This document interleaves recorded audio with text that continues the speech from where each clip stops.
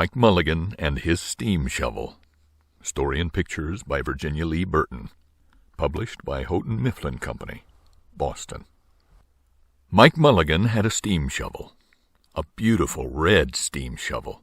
Her name was Mary Ann. Mike Mulligan was very proud of Mary Ann.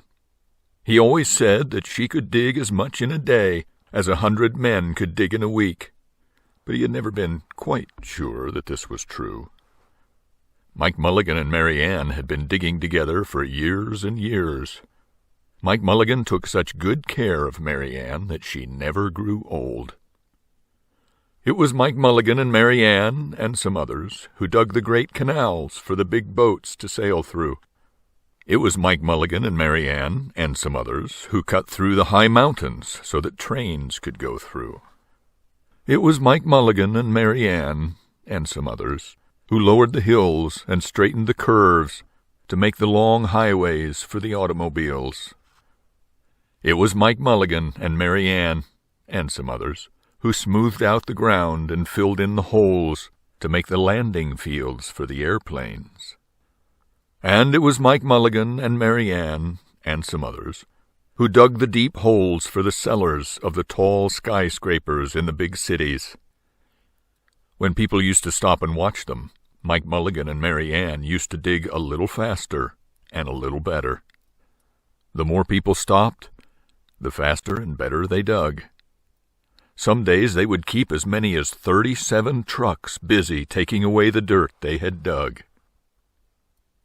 Then along came the new gasoline shovels, and the new electric shovels, and the new diesel motor shovels, and took all the jobs away from the steam shovels. Mike Mulligan and Mary Ann were very sad. All the other steam shovels were being sold for junk or left out in old gravel pits to rust and fall apart. Mike loved Mary Ann. He couldn't do that to her. He had taken such good care of her that she could still dig as much in a day as 100 men could dig in a week. At least he thought she could, but he wasn't quite sure. Everywhere they went, the new gas shovels and the new electric shovels and the new diesel motor shovels had all the jobs. No one wanted Mike Mulligan and Mary Ann anymore. Then one day Mike read in a newspaper that the town of Popperville was going to build a new town hall. "We're going to dig the cellar of that town hall," said Mike to Mary Ann, and off they started. They left the canals and the railroads and the highways and the airports and the big cities, where no one wanted them any more, and went away out in the country. They crawled along slowly, up the hills and down the hills, till they came to the little town of Popperville. When they got there, they found that the selectmen were just deciding who should dig the cellar for the new town hall. Mike Mulligan spoke to Henry B. Swap, one of the selectmen. "I heard," he said, "that you are going to build a new town hall. Mary Ann and I will dig the cellar for you in just one day." "What?" said Henry B. Swap. "Dig a cellar in a day? It would take 100 men at least a week to dig the cellar for our new town hall." "Sure," said Mike, "but Mary Ann can dig as much in a day as 100 men can dig in a week," though he had never been quite sure that this was true. Then he added, "If we can't do it, you won't have to pay." Henry B. Swap thought that this would be an easy way to get part of the cellar dug for nothing. So he smiled in rather a mean way and gave the job of digging the cellar of the new town hall to Mike Mulligan and Mary Ann.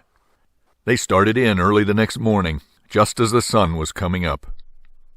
Soon a little boy came along. "Do you think you will finish by sundown?" he said to Mike Mulligan. "Sure," said Mike, "if you stay and watch us. We always work faster and better when someone is watching us." So the little boy stayed to watch. Then Mrs. McGillicuddy, Henry B. Swap, and the town constable came over to see what was happening, and they stayed to watch. Mike Mulligan and Mary Ann dug a little faster and a little better.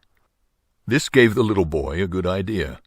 He ran off and told the postman with the morning mail, the telegraph boy on his bicycle, the milkman with his cart and horse, the doctor on his way home, and the farmer and his family coming into town for the day, and they all stopped and stayed to watch. That made Mike Mulligan and Mary Ann dig a little faster and a little better. They finished the first corner neat and square. But the sun was getting higher. Clang, clang, clang! The fire department arrived. They had seen the smoke and thought there was a fire. Then the little boy said, "Why don't you stay and watch?" So the fire department of Popperville stayed to watch Mike Mulligan and Mary Ann. When they heard the fire engine, the children in the school across the street couldn't keep their eyes on their lessons. The teacher called a long recess, and the whole school came out to watch. That made Mike Mulligan and Mary Ann dig still faster and still better. They finished the second corner neat and square, but the sun was right up in the top of the sky. Now the girl who answers the telephone called up the next towns of Bangerville and Bopperville, and Kipperville and Copperville, and told them what was happening in Popperville.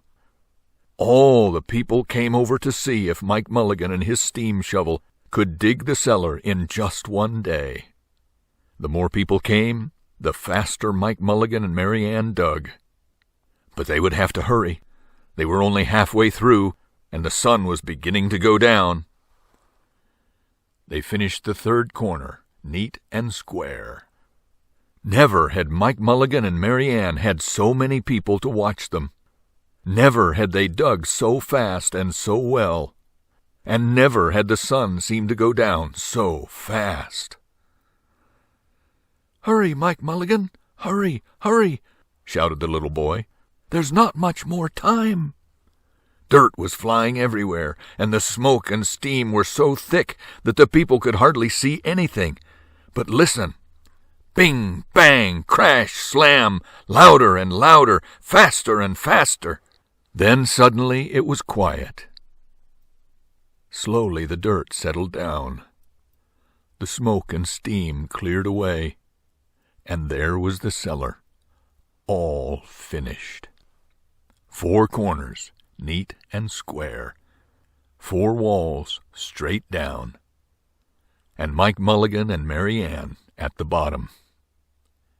And the sun was just going down behind the hill. "Hooray!" shouted the people. "Hooray for Mike Mulligan and his steam shovel!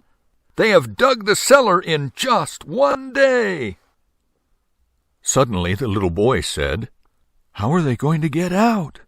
"That's right," said Mrs. McGillicuddy to Henry B. Swap. "How is he going to get his steam shovel out?" Henry B. Swap didn't answer, but he smiled in rather a mean way. Then everybody said, "How are they going to get out? Hi, Mike Mulligan! How are you going to get your steam shovel out?"